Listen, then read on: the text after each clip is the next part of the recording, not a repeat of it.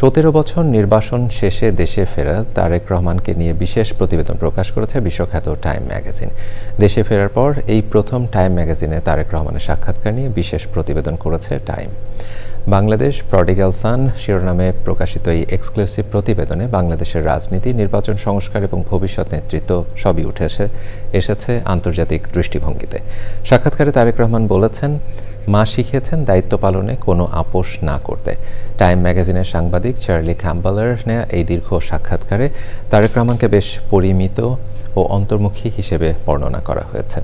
বিস্তারিত জানাচ্ছেন মাসুর শাকিল।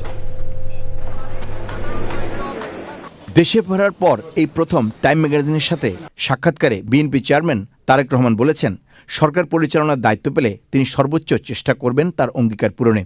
আমরা যদি ইনশাল্লাহ সামনের দিনেও এক থাকি, তাহলে অবশ্যই আমরা এই বাংলাদেশকে ভবিষ্যতে আমাদের সেই প্রত্যাশিত বাংলাদেশের দিকে নিয়ে যেতে পারবো।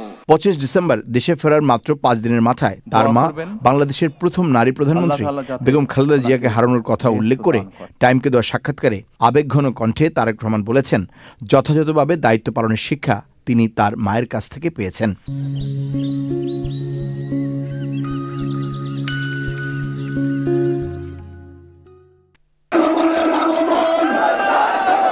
তবে বাংলাদেশের এখন উচ্চ মূল্যস্ফীতি, দুর্বল মুদ্রা, বেকারত্ব আর বৈদেশিক মুদ্রার সংকট, কর্মসংস্থানের মতো বড় চ্যালেঞ্জগুলো নিয়ে প্রশ্ন করা হলে তারেক রহমান তার খাল খনন, বৃক্ষরোপণ, সবুজ নগর, বর্জ্য থেকে বিদ্যুৎ এবং দক্ষতা উন্নয়নের পরিকল্পনার কথা তুলে ধরেন।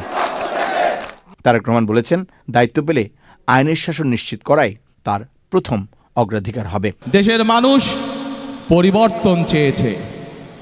সেই পরিবর্তন, যে পরিবর্তন এই দেশের খেটে খাওয়া মানুষকে নিরাপত্তা দিবে, নিরাপদে ব্যবসা বাণিজ্য, নিরাপদে চাকরি, নিরাপদে রাস্তায় হাঁটার অধিকার দিবে।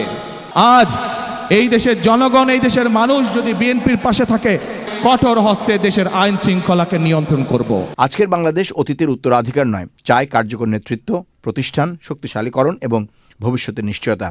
প্রডিগাল সান এই প্রতিবেদনে নির্বাসন শেষে ফেরা তারেক রহমান সেই প্রত্যাশা পূরণ করতে পারবেন কিনা তার উত্তর সময় এবং আগামী নির্বাচন দেবে বলে মন্তব্য করে প্রতিবেদনটি শেষ করেছে।